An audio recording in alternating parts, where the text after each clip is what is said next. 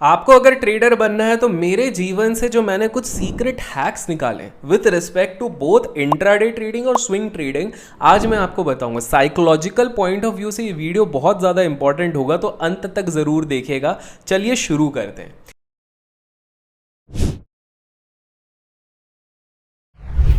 पहली चीज़ जो आपको यहाँ पर समझनी पड़ेगी कि एक मिस्टेक है जो आप में से भी काफ़ी सारे लोग करते हैं और मैंने भी स्टार्टिंग में करी थी। हम सब सुनते हैं कि वी हैव टू लर्न, हम पहले लर्न करेंगे फिर अर्न करेंगे, लर्न करेंगे फिर अर्न करेंगे। लेकिन जाने अनजाने में हम क्या कर जाते हैं, हम एक साथ सब कुछ सीखना चाहते हैं। एक उदाहरण देता हूँ। एक व्यक्ति, एक ट्रेडर जिसको मार्केट में आए हुए केवल 1 महीना हुआ होता है, that person suddenly wants to know about price action, that person wants to know about futures, that person wants to know about options। उस व्यक्ति को जानना है हेजिंग क्या होती है, उस व्यक्ति को जानना है कॉर्पोरेट ट्रेडिंग अकाउंट कैसे बनता है, एटसेट्रा एटसेट्रा। अब आप खुद सोचो, एक व्यक्ति जो नया नया ट्रेडिंग की दुनिया में आया है, क्या वो डर नहीं जाएगा जब इतनी सारी चीज़ें एक बार में सीखने जाएगा? और पहली बात तो ये है भाई, आप ABCD नहीं सीखे हो, एक साथ सेंटेंस बनाने जाओगे, पैराग्राफ बनाने जाओगे, ऐसे बनाने जाओगे, तो ऐसा काम कैसे चलेगा भाई? ऐसे काम नहीं होता है। तो पहली चीज़ आप समझिए, जब कोई कहता है ना, जैसे मैं भी कहता हूँ कीप लर्निंग कीप ग्रोइंग, जो हमारा मोटो रहता है, तो मेरा ये कहना नहीं है कि आप एक साथ सब लर्न करो, आप उसको बिट्स में बांटो। एक सिंपल उदाहरण देता हूँ। जब आप खाने जाते हो, मान लो आप किसी होटल में गए, आप उसको ये बोलते हो कि मेनू में जो भी है सब ला के दे दो। मन में इच्छा होती होगी, वो बात अलग है, लेकिन आप खा नहीं सकते हो प्रैक्टिकली। लेकिन अगर वही होटल, मान लो आपको सब खाना भी है, हर दिन अगर आप जाते हो 10 दिन तक थोड़ा थोड़ा ऑर्डर करते हो, तो आप खा सकते हो। करेक्ट। उसी तरीके से लर्निंग पे ध्यान दो। तो मैं एक फुटप्रिंट बता देता हूं। बिगिनर, अगर आप 1 से 3 मंथ्स हो, फ्यूचर एंड ऑप्शन के बारे में मत सीखो मेरे दोस्त। आप पहले कैश में मास्टरी करो। किसी को बुरा लगे तो माफ करना, लेकिन ये सच है। अगर आप 6 महीने से लेके 1 साल तक हो तो डायरेक्ट ऑप्शंस में मत कूदो, अदरवाइज लॉस ही होगा। तो थोड़ा कैश में आपने मास्टरी कर ली, अब हल्का सा ऑप्शन सीखने पे ध्यान दो। अगर आपको 2-3 साल हो गए हैं तो आप फुल फ्लेजेडली हेजिंग के बारे में सीख सकते हो। आप सीख सकते हो नॉन डायरेक्शनल स्ट्रैटेजीज के बारे में और बाकी सारी चीजें। आप कहोगे कि यार 2 साल किसके पास समय है? भाई साहब, अगर आपके पास 2 साल भी नहीं है ना अपने प्रोफेशन को कमिट करने के लिए, तो इधर तो आई मत। पहली चीज ये।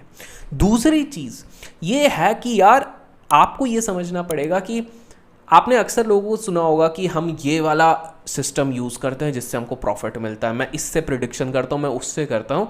आपको एक चीज़ बता देता हूँ, हर चीज़, जी हाँ, हर चीज़ आपको प्राइस में मिल जाएगी। ऐसे ही नहीं बोलते भाव भगवान चे, everything is there in the price. आपको सिंपल सा एक चीज समझना पड़ेगा, इवन साइकोलॉजी की जो हम बात करते हैं वो भी आपको प्राइस में मिल जाएगा। मास साइकोलॉजी तो बताती है। एक सिंपल सा उदाहरण, किसी रेजिस्टेंस के आसपास आपको बहुत बड़ा सा एक कैंडल फॉर्म होते हुए दिखे, ब्रेकआउट के साथ, तो समझ जाओ 2 चीज हुई हैं, या तो स्टॉप लॉसेस बहुत होके हिट हो गए हैं, या तो अचानक से एक बहुत बढ़िया कवरिंग आई है जो कि फॉलो अप होने के बहुत चांसेस हैं। तो ये आपको क्या बता रही है? एक मास साइकोलॉजी बता रही है। कोई भी बड़ा कैंडल या बहुत बड़ा वॉल्यूम स्पाइक ऐसे ही नहीं आता है, ऑब्वियसली वहां पर साइकोलॉजी का खेल है। तो आपको दूसरी चीज समझनी पड़ेगी कि हर चीज, everything is in the price. At the end आप इंडिकेटर भी यूज करते हो, वो भी डिराइव होता है प्राइस से। प्राइस एक्शन तो प्राइस से ही है, नाम में ही लिखा हुआ है।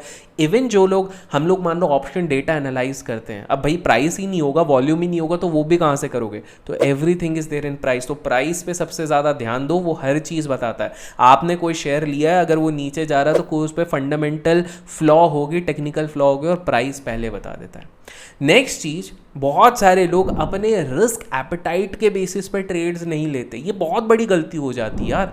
मतलब हम लोग ट्रेड ले लेते हैं, उसके बाद सोचते हैं कि अरे यार नुकसान हो रहा है, फिर सबसे पूछते हैं। एक उदाहरण देता हूं, अगर आपके अकाउंट में केवल 5000 रुपीज है और उसके बाद अगर आप जाके ट्रेड लेते हो इनटू आईबुल हाउसिंग फाइनेंस या इंडसइंड बैंक, तो आप सबसे बड़ी मूर्खता कर रहे हो मेरे दोस्त। बिकॉज आपको समझना पड़ेगा कि ये बहुत ज़्यादा हाई बीटा स्टॉक है या बहुत ज़्यादा वॉलेटाइल है, एकदम खच खच खच खच खच खच होंगे, आपके स्टॉप लॉस तो उड़ने ही है।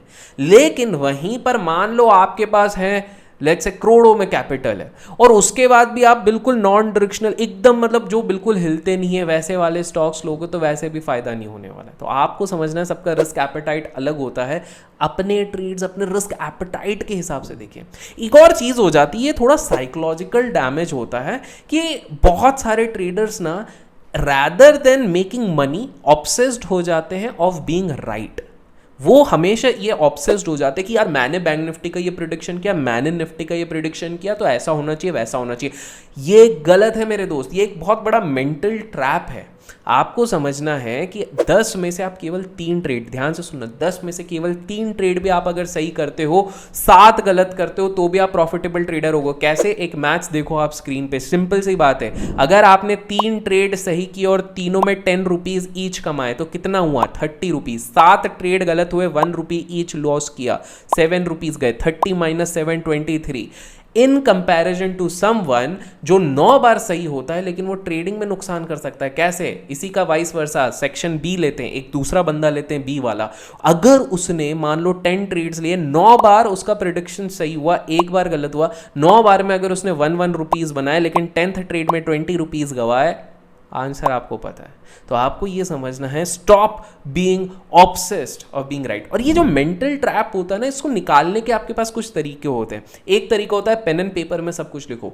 दूसरा तरीका होता है कि आप अच्छी अच्छी किताबें पढ़ो या फिर किताबें सुनो, जिसके लिए मेरे पास आपके लिए एक सजेशन भी है। तो जाहिर सी बात है, आप में से काफी सारे लोग सोचते होंगे कि यार बुक पढ़ने का टाइम नहीं मिलता, तो पढ़ो मत ना, सुन लो। चलते फिरते, हंसते गाते, किसी के साथ खेलते खेलते, गाड़ी में जाते जाते सुन लो। और इसमें कुकू एफएम आपकी हेल्प कर देगी।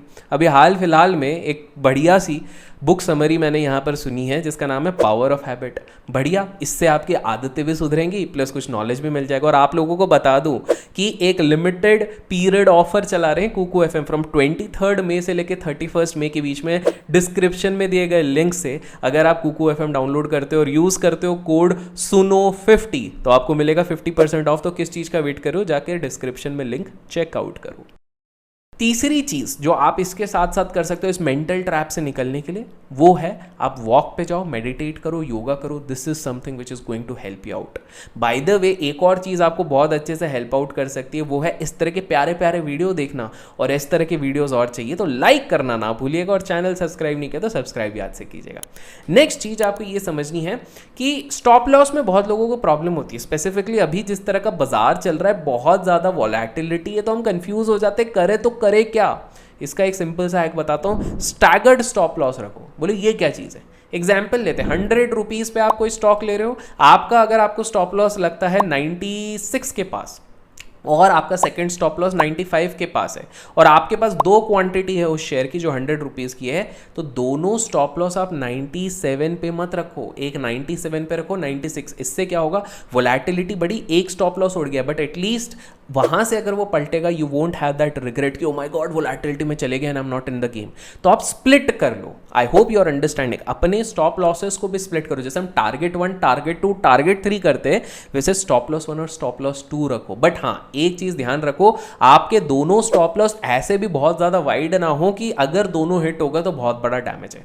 थोड़ा आसपास रखो। तो स्टैगर्ड स्टॉप लॉस ये मैं पर्सनली भी फॉलो करता हूं, और अगर कमेंट्स में आप ट्रेड लिखोगे तो किसी दिन मैं जब ये लाइव डेमोन्स्ट्रेशन करके आपको बता दूंगा कि कैसे करना है। दैट इज नेक्स्ट चीज आपको ये चीज समझनी है दैट बहुत बार क्या होता है कि एक छोटे ड्यूरेशन में स्टॉक बहुत ऊपर चले जाता है तो हम सब एक्साइटेड हो जाते, क्रेजी हो जाते उसको लेने पे। मेरा एक पर्सनल एग्जांपल है, एक स्टॉक रहता था AB Nuvo। I don't know कितने लोगों को पता होगा किस में मर्ज हो गया, बट जब मैंने लिया था विद इन 2 मंथ्स या समथिंग 50% अप चले गया था। मतलब अलग ही लेवल का एक्साइटमेंट। बट मुझे लगा था कुछ तो गड़बड़ है। येस, मैंने ये स्टॉक इसी बेसिस पे लिया था कि आने वाले 3-4 साल में बेस्ड ऑन फंडामेंटल मेरे को 3 to 4x देगा, लेकिन इतने जल्दी।